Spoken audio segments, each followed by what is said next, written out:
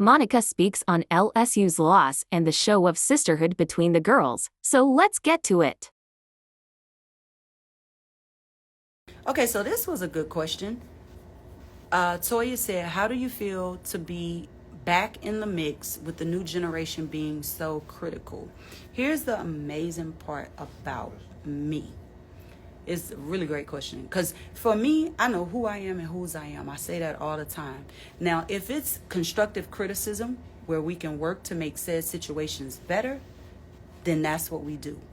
But the fact that I have thick skin has helped me to sustain for quite some time. You will be judged harshly. If you notice, when I go through things, you'll never see me ask for privacy. It's part of what I somewhat gave up. And those who really love you and appreciate you, they give it to you. And those who don't, you acknowledge that they have a presence there, but you use that as motivation to continue to do you, to continue to get better, to continue to be better. To whom much is given, even more is required. So if I allowed other people to speak into my spirit and taint it, then that means I'm not whole in who I am. Before I do anything with, for, around anybody else, I make sure all of me is sufficiently holding me together. You know, like, look at this. Somebody just logged on here just to be nasty. Look at this. I'll give you an example. She is not selling tickets, so she have to do lives. When y'all know Auntie is never not booked. You see, you got to let things just roll right off of you.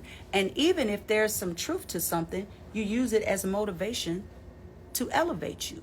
A lot of what we go through in life is difficult, or what we may experience or what we may hear. But the way we view it, your view of it, determines how you respond to it and how you feel. So for me, my viewpoint never changes about me and who I am, you know? So I definitely use certain things as motivation to get better. You know, like after my surgery, I should have really shut down and just consistently done rehab. I did not do it that way. So I had to take, you know, some of the bumps and bruises of, wait a minute, that didn't sound like it should sound. So what did we do? We don't fold up and cry. I got back in the studio. I made sure I did all the proper rehab. I'm still doing it on a consistent basis. It's expensive, it's taxing, it's hard, it's not easy. You have to do a lot to keep yourself in shape to be your absolute best for you, because that's what I agreed to do, deciding to be an entertainer. So understanding that meant that, oh, you know what? I took all of it, I took it in, and I changed it. I changed that. I changed the narrative by doing the work and just getting better and getting well, because it's really, really, really not easy. And I feel bad. Like today, I want to send the girls at LSU my love. You know, I love them. I love Angel. I love Flaja. It's like I have a love for not only the fact that they are excellent at playing, but they also do a great job of showing that they're human beings at the same time. And when they were hurt today, right before I went out, I saw Angel crying, and then I saw her sister step up and defend her and be there for her and to speak on her behalf. If we had more of that, we'd have less tears on pillows at night. So a lot of what you see me do, even when you see me showing love to other people, is because I know what they're experiencing, and not everybody is as strong necessarily as I am, or as strong as I've become. I've been out here for a long time. You got the first album from me you got, I was 12 years old. I turned 13 in the middle of some of the promotion. So when I see things like that, I'm proud. I'm proud of the girls. I'm proud of, I call them like my nieces. I'm proud of them because even through the adversity, they understand that this is not the end. And sometimes when you fail, it's not the end, it's the beginning, because you rebirth something special within you. It's a tenacity that will kick in that cannot be denied. So that's my little auntie spiel for the night, but it's a real thing.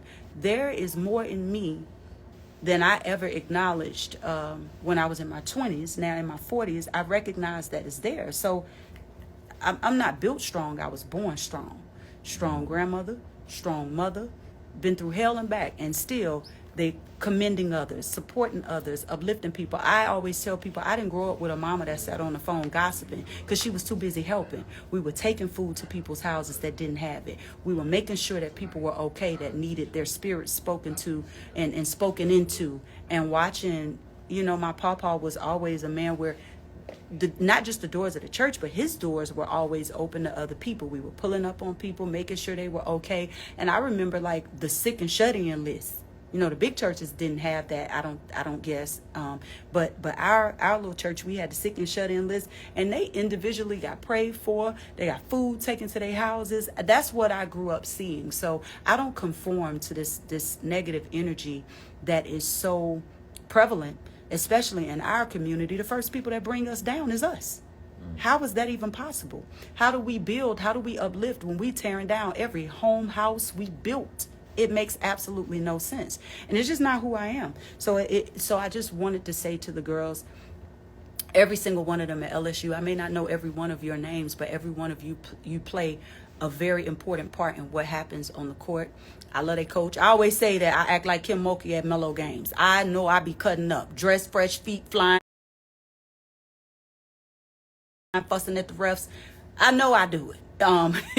But it's because I love him and I love what he's doing, and you can see that she loves the girls and the girls love her too. So I pray that you guys find comfort in each other and know that you have another opportunity to accomplish everything that you want to. You've done it before, you can do it again. They didn't make two of either. So the best is yet to come, and I love you guys. And to every one of you that logged on to the live tonight and chilled with your auntie for a minute, I love y'all too. And Brooklyn, you got next. Love y'all. Good night.